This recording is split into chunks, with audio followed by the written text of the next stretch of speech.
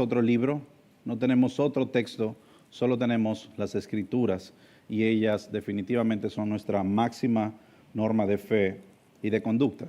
Sin embargo, si nosotros hablamos de las Escrituras hablan de alguien. Las Escrituras hablan acerca de alguien. ¿Y quién es la persona de la cual hablan las Escrituras? Es Dios. Es Dios. Por lo tanto, si hemos establecido el fundamento de las Escrituras como el principal fundamento, la principal piedra de nuestras clases, el segundo definitivamente tiene que ser Dios mismo, la persona de Dios. Porque es Dios mismo del cual las Escrituras hablan. Por lo tanto, nuestra sesión número 2 trata acerca de la persona de Dios, la doctrina de Dios, su existencia, su naturaleza y sus atributos. Para ello, voy a invitarlos a buscar en sus Biblias, en la epístola del apóstol Pablo a los Romanos, en el capítulo 1, versículo 18.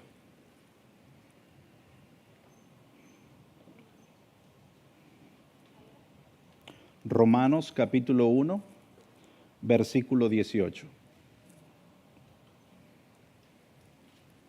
Para facilitar el trabajo a mis hermanos de multimedia, cuando yo les avise, podemos hacer el cambio del slide para que estén tranquilos. Romanos 1, versículo 18. Vamos a leer hasta el versículo 23. Dice: porque la ira de Dios se revela desde el cielo contra toda impiedad e injusticia de los hombres, que con injusticia restringen la verdad. Pero lo que se conoce acerca de Dios es evidente dentro de ellos, pues Dios se los hizo evidente. Porque desde la creación del mundo, sus atributos invisibles, su eterno poder y divinidad se han visto con toda claridad, siendo entendidos por medio de lo creado, de manera que ellos no tienen excusa. Pues aunque conocían a Dios, no lo honraron como a Dios, ni le dieron gracias, sino que se hicieron vanos en sus razonamientos, y su necio corazón fue entenebrecido. Profesando ser sabios, se volvieron necios y cambiaron la gloria del Dios incorruptible por una imagen en forma de hombre corruptible, de aves, de cuadrúpedos y de reptiles. Pudiéramos añadir hasta el versículo 25.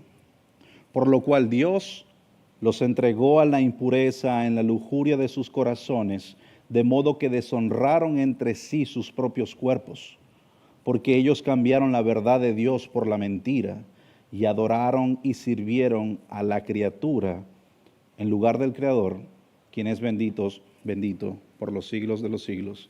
Amén. Oremos. Padre, encomendamos este tiempo a ti, Señor, y queremos que tu Espíritu Santo pueda dirigir nuestros corazones, dirigir nuestras mentes en el pleno conocimiento de tu verdad.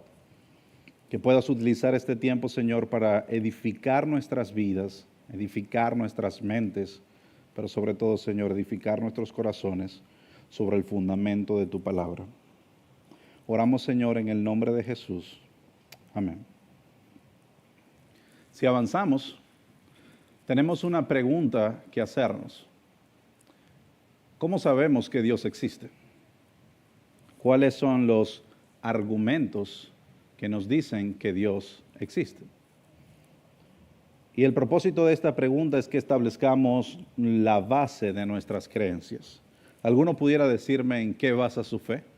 ¿Cómo sabe que Dios es real? ¿Alguno? Ana Mariana. Por la creación. Por su palabra revelada. ¿Qué más? Motor inmóvil.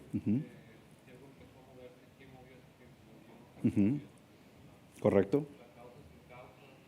Fundamentos filosóficos, argumentos filosóficos acerca de la existencia de Dios. ¿Qué le dice a usted que Dios existe, que Dios es real, que Dios existe? ¿Qué le dice a usted? La fe, ok, un elemento importante. La fe. Adelante. Ujú. Correcto. La expresión de su amor en su Hijo amado. La historia, la creación, la teología. La existencia de Dios es básicamente el fundamento último y la realidad central de todo lo que existe. Todo lo que existe gira en torno a la realidad de que Dios es real. Dios es el ser supremo, y así lo definimos, autoexistente, eterno y soberano, cuya existencia no depende de nada, cuya existencia no depende de nada y no hay nada fuera de sí mismo que Él necesite para existir. Esa es la definición clásica y sencilla acerca de la persona de Dios. En otras palabras, lo que podemos decir es que todo lo que existe, visible e invisible, encuentra su origen en Dios, el cual es eterno, inmutable y soberano. Ahora, esa es la realidad acerca de Dios. Pero ¿cuáles son las razones que nos permiten afirmar esta realidad? ¿Cuáles son las razones que nosotros podemos utilizar para argumentar a favor de la existencia de Dios? Pues antes de ver las razones, nosotros tenemos que estar conscientes de algo. La Biblia no tiene el propósito de ser un testimonio científico o argumentativo acerca de la existencia de Dios. La Biblia presupone que Dios existe, que Dios es real. Es decir, la Biblia no se encarga constantemente de justificar la existencia de Dios, sino que en sí misma ella entiende que Él es real. Y eso lo vamos a ver a través de por lo menos 3 razones. La primera razón que nosotros vamos a observar es la revelación general en la creación. Nosotros sabemos que Dios es real porque Dios ha creado su creación. Ha creado el mundo, el universo y todo lo que nosotros vemos hoy. Es lo que el apóstol Pablo dijo en el texto que leímos. En Romanos capítulo 1, versículo 20, Pablo dice: todas las cosas invisibles de Él, su eterno poder y deidad, ¿se hacen qué? Visibles.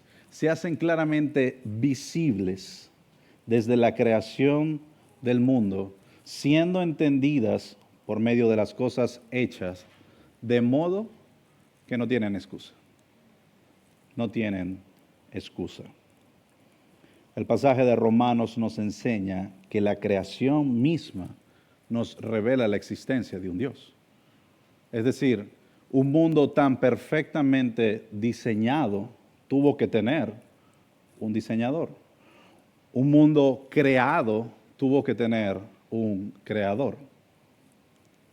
Sin embargo, usted puede decir, bueno, eso es lo que nosotros creemos por fe, pero científicamente hablando, estos son argumentos que no convencen a nadie. Así que Dios existe y usted solo necesita fe y no hay ningún tipo de argumentos que puedan corroborar la existencia de Dios. Quizás meditando un poco en el tema de la revelación general, yo quisiera darle, cuando digo revelación general me refiero a la creación del mundo, yo quisiera darle un par de ejemplos. Tienen nombres complicados estos ejemplos, porque son argumentos filosóficos, pero quisiera hacerlo más sencillo. La luna. ¿Usted sabe por qué la luna existe? La gente dice, y el científico dice, que algunas teorías, que todo es producto de la ¿qué? De la casualidad, de simplemente explosiones, y que de la nada surgió un diseño perfecto. La pregunta ¿es eso real? ¿Es eso lógico? ¿Tiene eso algún sentido? Y si decimos que no, tenemos que tener la capacidad de argumentar por qué no, ¿cierto? Por lo tanto, vamos a identificar algunas cosas de la creación, las cuales nosotros podamos utilizar para argumentar que no todo es una casualidad.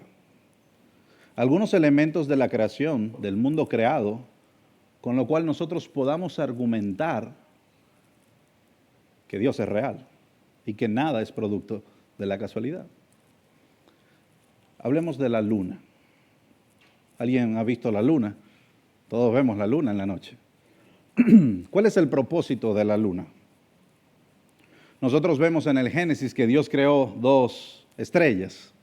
Uno que se iba a enseñorear sobre el día y otro que se iba a enseñorear sobre la noche. Pero, ¿para qué sirve la luna? Para las épocas, para iluminar.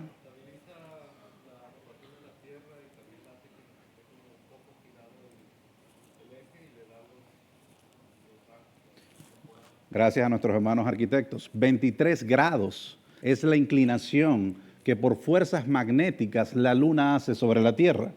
De modo de que la luna no está totalmente plana o de frente.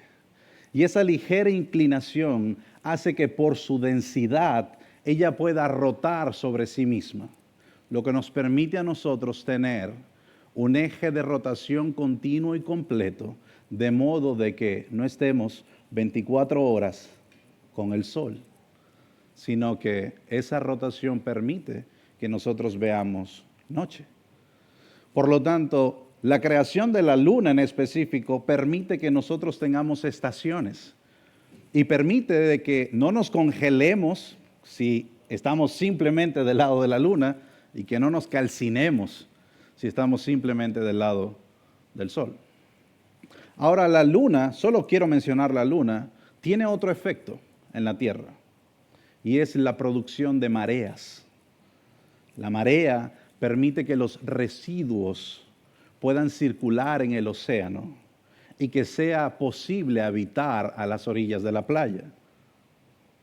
Por lo tanto, esa rotación permite la vida marina y la vida humana, lo que extraemos nosotros de la vida marina, que nos ayuda a subsistir como humanos. Ese hecho de las mareas, y que no todo sea un pozo, sino que sea mar, la luna es la que se encarga de ello. Ahora hablemos del mar. ¿Cuál es el propósito del mar? Porque Dios dijo, y separó Dios las aguas del cielo de las aguas de la tierra. ¿Cuál es el propósito del mar? Que hayan peces, que usted vaya en lancha, que usted pesque, que usted surfee.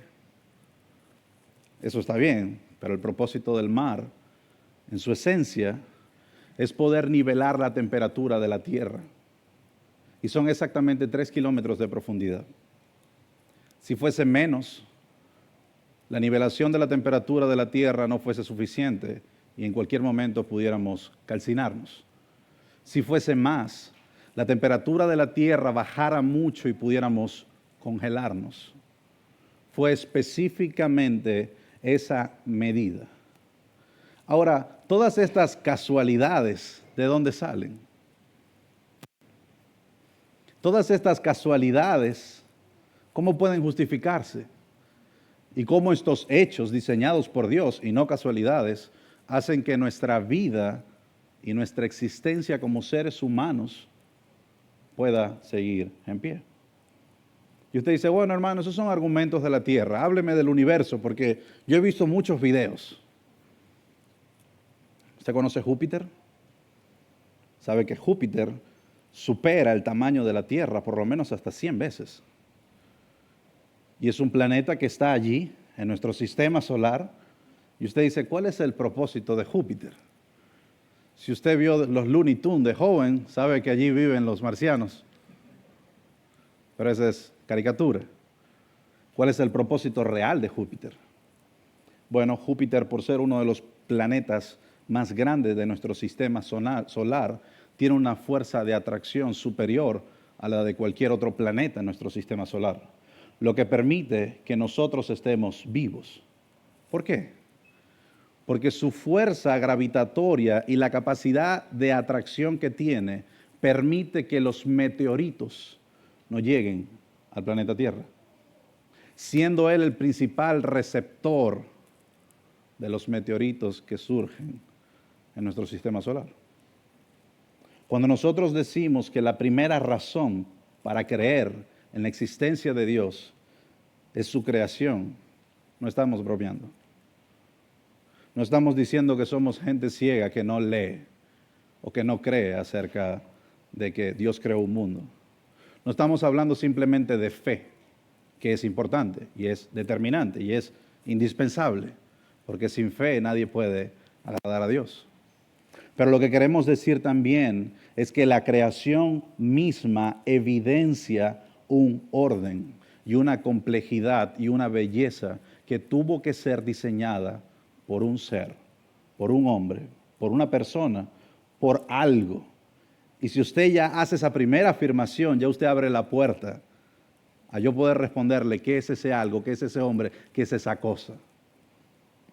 Y quiero referirme así porque sabemos que no todo el mundo atribuye el diseño a Dios. Muchas personas son gnósticas o creen en el demiurgo o creen en diversas teorías acerca de la existencia del mundo. Pero nuestro propósito es identificar o señalar que esa creación fue diseñada no solo por un algo, sino por un alguien. Y ese alguien es nuestro Dios, específicamente el Dios de las Escrituras, lo que nos lleva a nuestra segunda razón. Nuestra segunda razón radica en que podemos afirmar que Dios es real por la revelación especial en las Escrituras. Porque nosotros pudiéramos fácilmente decir, sí existe algún Dios, existe una fuerza sobrehumana, hay algo que existe en el universo. Pero a lo mejor usted no está atribuyendo esa autoridad al Dios de las Escrituras. Y nuestra intención es que no solo crea que existe algo, sino que existe un Dios y ese Dios está revelado en las Escrituras. Dios se ha dado a conocer específicamente a través de su palabra. Dios se ha dado a conocer específicamente en su palabra, que como estudiamos hace 2 domingos atrás, es su revelación escrita e inspirada. Ahora, nosotros no solo estamos enfrente de un Dios lejano o trascendente, del cual nosotros no conocemos y que solo nos imaginamos y no tenemos idea de cómo es o cómo luce, o de que es una energía cósmica la cual nosotros no podemos argumentar qué es. No. Nosotros tenemos el privilegio de que esa revelación se haya materializado de Dios en las Escrituras, de modo que ahora nosotros podemos conocer su carácter, sus propósitos, sus planes, su voluntad. Ahora nosotros podemos lograr hacer eso gracias a la revelación de su palabra. Ahora, estas 2 cosas serían todavía insuficientes. Porque necesitamos como creyentes un tercer elemento que nos ayude a entenderlo. Y la tercera razón es el testimonio interno del Espíritu Santo. El testimonio interno del Espíritu Santo.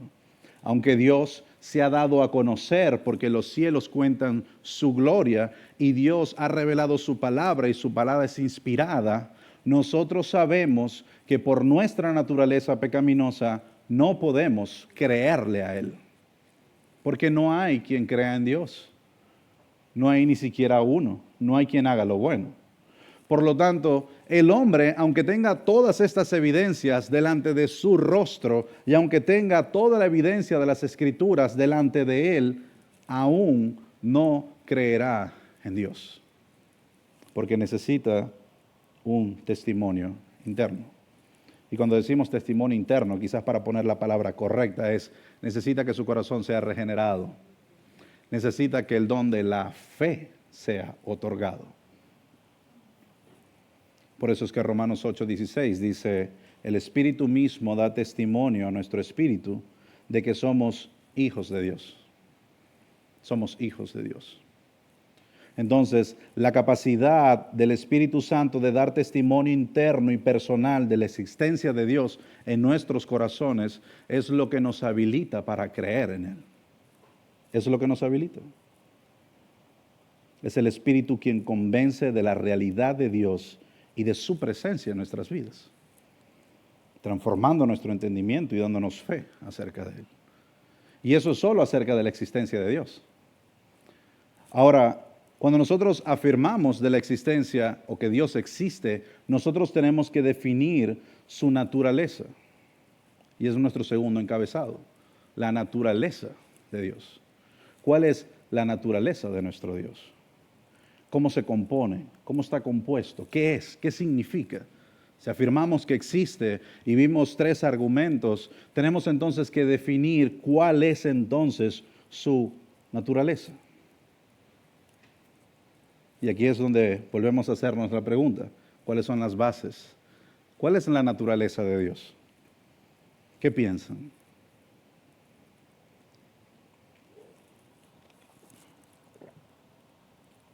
Son preguntas más complejas. La naturaleza de Dios, si seguimos en las presentaciones, significan o se refiere a la esencia de Dios, al ser intrínseco de Dios, ese ser que revela su plenitud. Y eso no es necesariamente un concepto abstracto, porque pudiéramos pensar que es un concepto abstracto si no tuviéramos la información que las Escrituras nos dan. Pero por la gracia de Dios que Él nos ha dado su palabra, nosotros podemos ver la revelación de sus perfecciones y atributos, y de esa manera podemos entender su esencia. Y ya vamos a ver una serie de ejemplos acerca de eso. En primer lugar, nosotros vemos que Dios es ¿qué? Es espíritu. Dios es espíritu. Cuando nosotros vamos al Evangelio según Juan y nos encontramos con la conversación de Jesús con la samaritana, allí en el pozo, Jesús en el capítulo 4, versículo 24, le va a decir a esta mujer, Dios es espíritu, y los que lo adoran deben adorar en espíritu y en verdad.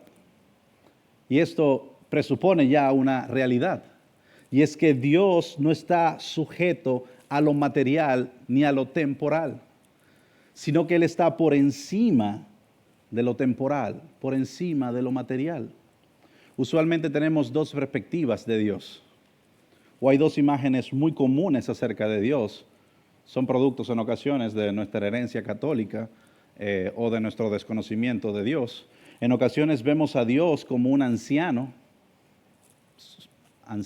con barba, débil, que está buscando a alguien quien lo adore, que pasa por alto los errores y está allí en la nube, en el trono.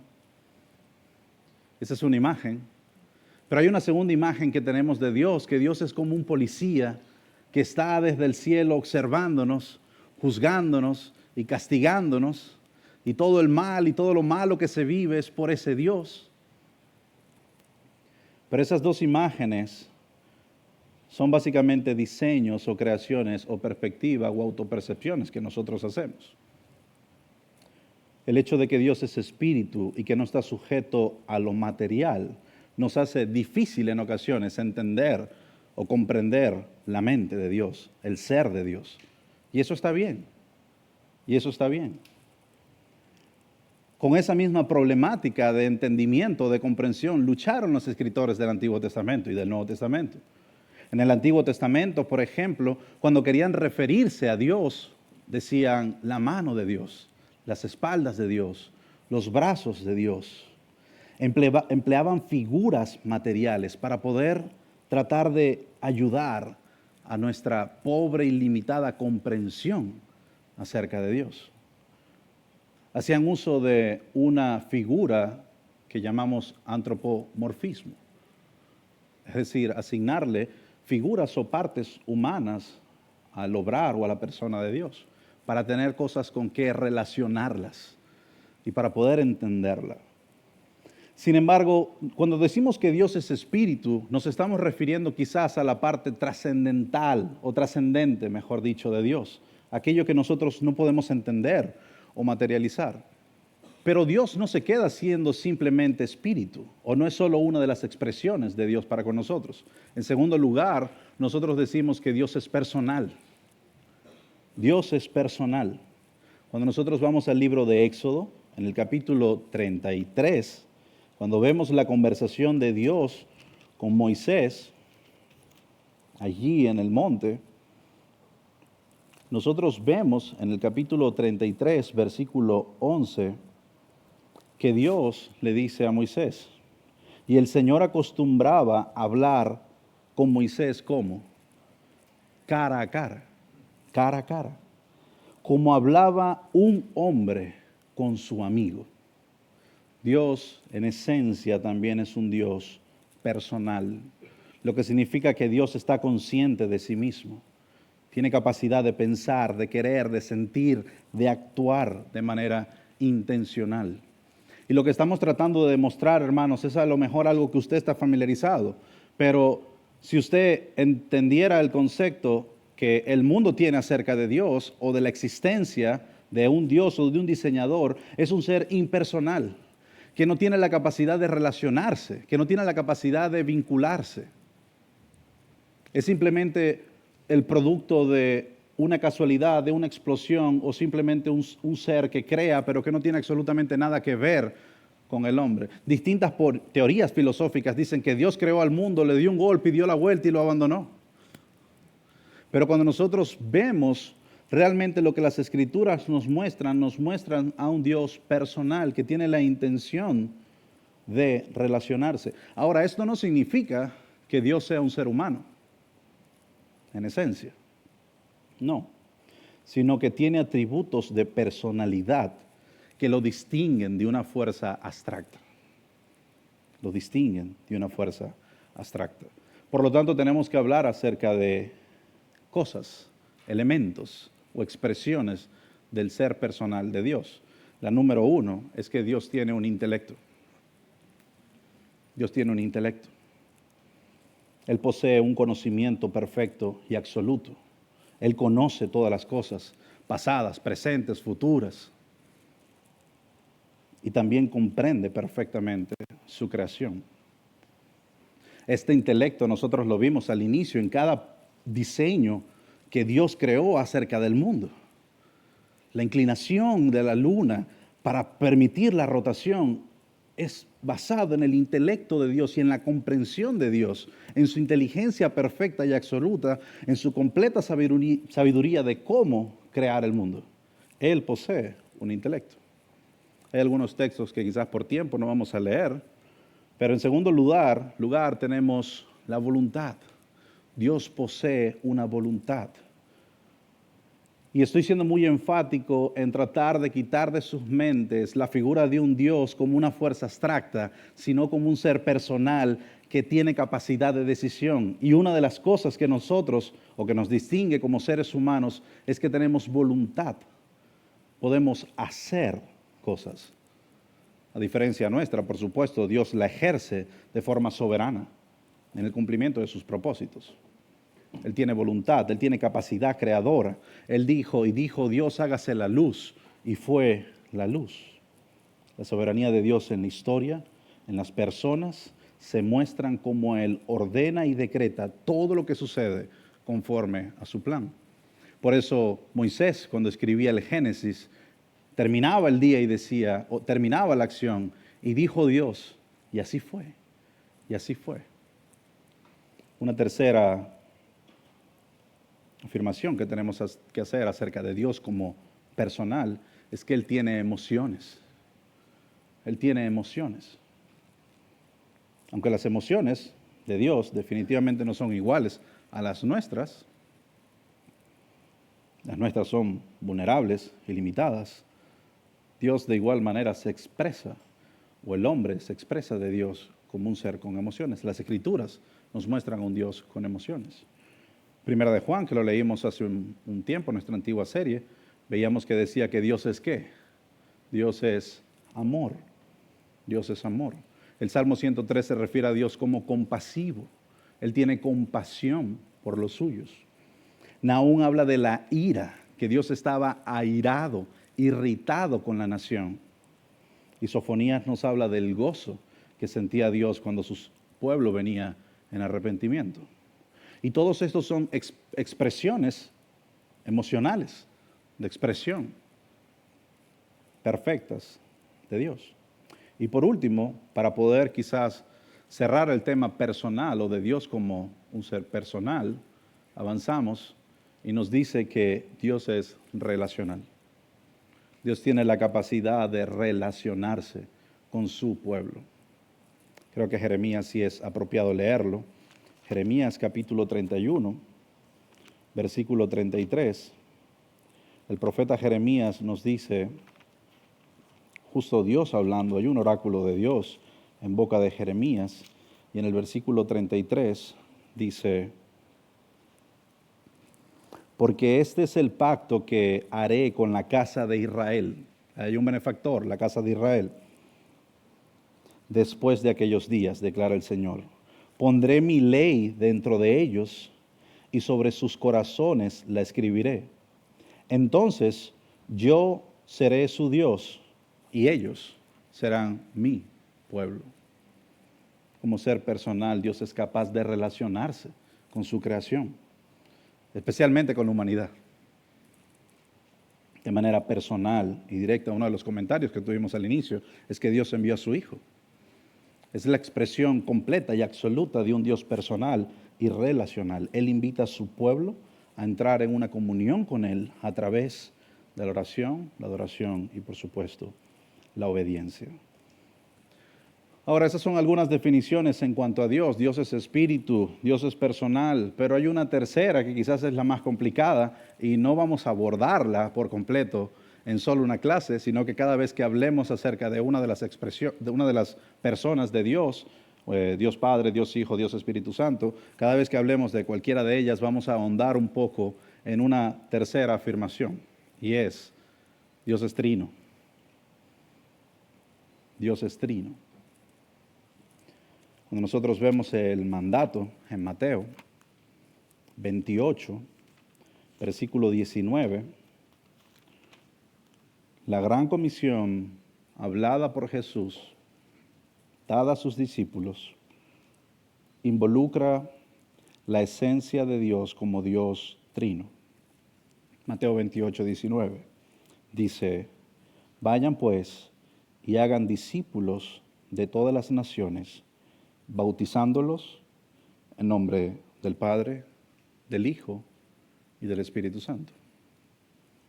Dios es trino, y esto significa que Él existe eternamente como un solo ser en tres personas distintas. Dios existe en un solo ser en tres personas distintas, el Padre, el Hijo y del Espíritu Santo. Hay algunas particularidades que tenemos que entender de esta afirmación, y es que ellos comparten la misma naturaleza divina, diferenciadas en cuanto a sus relaciones personales y funciones dentro de la obra de redención. Y esto acá es donde se complica. Pero tranquilo, se complicó para usted, para los padres de la iglesia, para los reformadores y para todo el mundo en general. Pero a lo mejor podemos nosotros, a través de 5 afirmaciones erróneas acerca de la Trinidad, poder descartar un poco qué no es la Trinidad. Bueno, primero, la Trinidad no son 3 dioses separados. Eso es lo primero que tenemos que afirmar. Cuando el pueblo de Israel se le instruía la ley en Deuteronomio 4, nosotros vemos el popular el Shema. Oye Israel, Jehová vuestro Dios, ¿Jehová qué? Uno es. No son 3 dioses separados. En segundo lugar, no es una persona que se manifiesta de 3 maneras distintas. Y estoy seguro que usted, al igual que yo, hemos caído en el error o hemos sido enseñados a través de la famosa ilustración del hielo. Que el hielo, en esencia, es uno solo, un solo cubo, el que usted tiene en la mano, y ese en su momento es sólido. Después, cuando se derrite, es líquido, y si aplica mucho calor, es vapor. Y allí está, un solo hielo, tres expresiones distintas, tres manifestaciones distintas. Eso pudiera estar bien, pero la Biblia dice que son tres personas. Entonces usted tendría que añadir tres hielos. Pero cuando ya tiene tres hielos en la mano y dice que es un solo Dios, se complica, porque estaría diciendo que son tres dioses. La tercera afirmación dice que la Trinidad no es una jerarquía de seres divinos. Es decir, no es que el Padre está como el que está por encima del Hijo y el Hijo de alguna forma está atado de manos y no tiene poder divino, porque solo el Padre tiene poder divino, de la misma manera que el Espíritu Santo está atado de manos delante del Hijo. No. La Biblia nos muestra que en Juan 1:1 específicamente, que en el principio era el Verbo y el Verbo era Dios y el Verbo estaba con Dios. Lo que significa ese con es que estaban cara a cara, al mismo nivel de autoridad, al mismo nivel de gloria, al mismo nivel de divinidad y al mismo nivel o en el mismo tiempo de eternidad. En cuarto lugar, la Trinidad no es simplemente fuerzas o energías impersonales, son personas. Son seres personales. Es un ser personal. Y por último, la doctrina de la Trinidad no es simplemente una doctrina opcional o secundaria. Nosotros como miembros de la iglesia y aquellos que están aspirando a la membresía deben entender que la doctrina de la Trinidad no es opcional o secundaria para usted ser miembro de nuestra iglesia. Nosotros creemos que Dios es un Dios trino. Por lo tanto, si usted quiere formar parte de esta iglesia, usted debe creer y estar convencido por la palabra y por la asistencia del Espíritu que Dios es un Dios trino. Sin embargo, sé que aún quedan dudas en su mente y quizás voy a añadir o más claridad o más duda a través de esta afirmación, pero esta afirmación nos dice que Dios es uno en esencia y tres en personas: el Padre, el Hijo y el Espíritu Santo. Y estas tres personas son coeternas, son coiguales, son consubstanciales, no divididas en naturaleza, pero distinguidas por sus relaciones personales. Y usted dice, hermano, yo no entendí. Créalo. Si no lo entiende, créalo. Créalo. Y algunos de ustedes que les gusta leer de teología saben la historia de Agustín cuando estaba en la playa tratando de comprender la doctrina de la Trinidad y de repente un niño se le acerca y le dice, lo que tú quieres es meter todo el agua del mar en este vaso. Es imposible, ¿verdad? Así de imposible es que tú entiendas la Trinidad. Son doctrinas que definitivamente nacen en la esencia de Dios. Son difíciles para nosotros comprenderlas, pero no creerlas. El Padre planifica la redención, el Hijo la ejecuta al morir en la cruz y resucitar, y el Espíritu Santo la aplica a los corazones de los creyentes. Esa es la obra monergística de Dios, esa es la sinergia que hay en Dios, la pericoresis que Dios existe o habita o ejecuta en su Trinidad. Ahora, quizás para salir de términos tan complejos y relajarnos un poco, en los últimos 10 minutos que nos quedan, vamos a ver ahora los atributos de Dios. Y quizás esto es un poco más familiar para usted. ¿Quién usted identifica los atributos de Dios? Dios es las características. Soberano. Uh-huh. Uh-huh. Uh-huh. Así es. Los atributos, también llamados perfecciones, son básicamente lo que describen quién es Dios y cómo actúa en relación a su creación. Quién es y cómo actúa. No son cualidades añadidas a Dios, no son cualidades que nosotros le añadimos a Dios, sino que son parte intrínseca de su ser. Él es amor, Él es santo. Son expresiones de su carácter. Y hay dos formas de hablar acerca de los atributos. Hay unos que son comunicables, es decir, que se transfieren, y hay otros que son incomunicables, que son propios de Dios. Vamos a ver un ejemplo de esto. Los comunicables son aquellos que en alguna manera o medida Dios comparte con los seres humanos, aunque de manera finita, tenemos que decir, y los incomunicables son aquellos que pertenecen a Dios y no pueden ser reflejados a sus criaturas. Avanzamos y vemos que los atributos comunicables o las perfecciones comunicables. En primer lugar, nosotros vemos que tenemos, ¿no tienes más? ¿No te da para más abajo? Ok, mientras si quieren pueden resolverlo con la presentación, puedes dejar esa de comunicables. El primero que nosotros vemos es la santidad. La santidad es uno de esos atributos comunicables de Dios.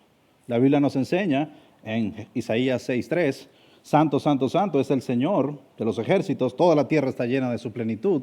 Pero la Biblia también nos dice en Pedro, sed santos como yo soy santo. Los creyentes son llamados a reflejar este atributo a través de una vida de pureza y de obediencia. Es un atributo comunicable. En segundo lugar, Dios es amor. Es lo que Juan decía, Dios es amor.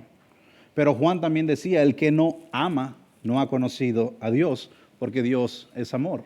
Por lo tanto, es la esencia de Dios, es un atributo de Dios, pero también se nos ordena a nosotros amar. Amar. Pueden amar, nosotros podemos amar, porque hemos sido creados a imagen y semejanza de Dios. También nos habla de la justicia. El Salmo 11:7 nos dice, porque el Señor es justo y ama la justicia. ¿No se nos llama a nosotros también a ser justos? También se nos llama a ser justos. Los creyentes deben reflejar este atributo a través de ¿qué? De la integridad. Debemos vivir vidas íntegras y luchar por la justicia en nuestras vidas. Y por último, quizás la sabiduría. La sabiduría es algo propio de Dios, pero que también es para nosotros. Recordemos, ¿qué pidió Salomón? Sabiduría, dame sabiduría para gobernar. Pablo decía, oh profundidades de las riquezas, de las riquezas, de la sabiduría y de la ciencia de Dios. Dios es sabio, pero nos da también sabiduría a través del discernimiento y la obediencia de su palabra. Ahora también tenemos atributos incomunicables, y quizás no voy a tomar mucho tiempo en ellos, pero aquellos que son incomunicables son aquellos, por ejemplo, como la autoexistencia. Dios es autoexistente, o la aceidad de Dios. Él existe en sí mismo y no depende de nada para existir, pero nosotros no existimos por nosotros mismos y sí dependemos de mucho para existir. Si usted hoy dice, yo no voy a comer más ni voy a tomar agua porque yo soy autoexistente, usted va a morir en un par de días. Dios no. Dios no. Y esa autoexistencia se ve expresada, por ejemplo, cuando Dios se presenta a Moisés, Él le dice, yo soy. Yo soy. Además de la autoexistencia, vemos la inmutabilidad de Dios. Dios es inmutable, Dios no cambia. Nosotros cambiamos todo el tiempo. Cambiamos nuestro corte de pelo, cambiamos nuestras decisiones, cambiamos los carros, las casas, todo el tiempo estamos cambiando.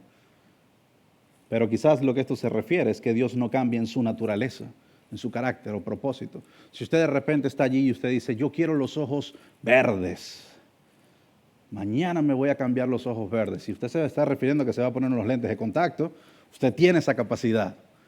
Pero si usted quiere cambiárselos en esencia, usted no puede. Usted no puede cambiar su naturaleza. Leopardo no puede quitarse las manchas, no lo puede hacer. Dios dice en Malaquías 3:6, porque yo el Señor no cambio, no cambio. No cambio. Dios no cambia su naturaleza, su carácter o su propósito. A diferencia de nosotros, nosotros cambiamos constantemente. Nosotros somos inestables. Otro punto también suelen ser los omni de Dios, omnipresente, omnisciente, omnipotente. Y se refiere a esos atributos de Dios que solo Él puede hacer. Dios es omnipresente. Tiene la capacidad de poder estar presente en todo lugar y en todo momento. La Biblia dice, por ejemplo, en Salmo 139, ¿a dónde me iré de tu espíritu y a dónde huiré de tu presencia? El salmista decía, no hay forma, no tengo manera. La eternidad de Dios también nos muestra ese atributo incomunicable. Él es eterno. Salmo 90 dice, antes que naciesen los montes y formaste la tierra y el mundo, desde los siglos y hasta los siglos, tú eres Dios. No estás sujeto a límites del tiempo. Él se maneja no en nuestro cronos, no en nuestras agujas del reloj, sino en el kairos perfecto, donde Él existe desde siempre y desde la eternidad. Y por último, Dios es soberano. Dios es soberano. Nosotros no lo somos. Dios es soberano. Salmo 115, 3 dice, nuestro Dios está en los cielos, todo lo que quiso ha hecho. Todo lo que quiso ha hecho. Y justo cuando Nabucodonosor entró en razón, él oraba y decía, no hay quien detenga tu mano y que te diga, ¿qué haces? Porque todos los habitantes de la tierra son considerados como nada. Y Él hace según el designio de los cielos y la tierra.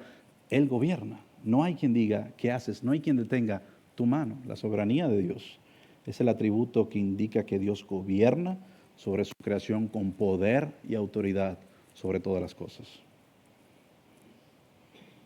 Y a modo de cierre, cuando hablamos de la persona de Dios, nosotros también podemos conocer a Dios a través de sus nombres en las Escrituras, los nombres de Dios.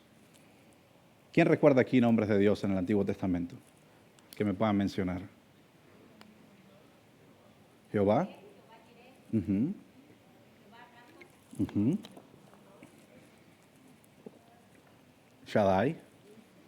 Nisi. Yahweh. Cuando vamos a la siguiente presentación nos damos cuenta que los nombres de Dios son de gran importancia, quizás la que está antes de esa, Kevin.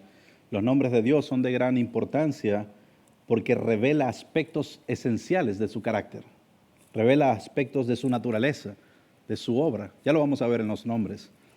No son simplemente etiquetas, sino que esos nombres en específico revelan su esencia y cómo Él interactúa con su creación. Y ahora sí, cuando avanzamos a los nombres, nosotros vemos, por ejemplo, Yahweh, yo soy el que soy, se lo mostró a Moisés. Elohim, o Elohim, cuando estaba en el principio, la Biblia se refiere a Dios, en el principio Dios, ese es Elohim Adonai, y Elohim es interesante porque la composición de la palabra Elohim no está en singular, sino que está en plural, lo que significa que ese Dios trino se revela en el libro de Génesis como un Dios que es tres. Es un Dios trino. Elohim, Dios creador poderoso. Adonai, maestro soberano. El Shaddai, Dios todopoderoso. Y luego vemos los Jehovás. Vemos el Jireh, cuando provee. El Rafa, cuando sana. El Nisi, cuando ganan las batallas. Y uno muy famoso para la historia de la conquista, y es el Sabaoth, el Dios de los ejércitos, el Señor de los ejércitos, el que gobernaba, el que gobierna. Por lo tanto, estos son algunos elementos o algunos principios que nosotros tenemos que tener en cuenta en cuanto a la persona de Dios. Hablamos hace 2 semanas de la autoridad de las Escrituras y ahora meditamos en la persona de Dios. Tener una completa y sana comprensión de la doctrina o de la persona de Dios nos va a permitir continuar, nos va a permitir colocar los fundamentos correctos a nuestra fe. Si tenemos problemas en la definición o en nuestros conceptos acerca de Dios, tendremos dificultades en articular nuestra fe. En último lugar, mis hermanos, las conclusiones que tenemos son 3 beneficios que nosotros hoy podemos adquirir en esta doctrina. Esta doctrina de la persona de Dios, el Padre, es el fundamento para nuestra relación íntima con Dios. Ya sabemos que es personal, que se relaciona, que es soberano, que es misericordioso, que es amor.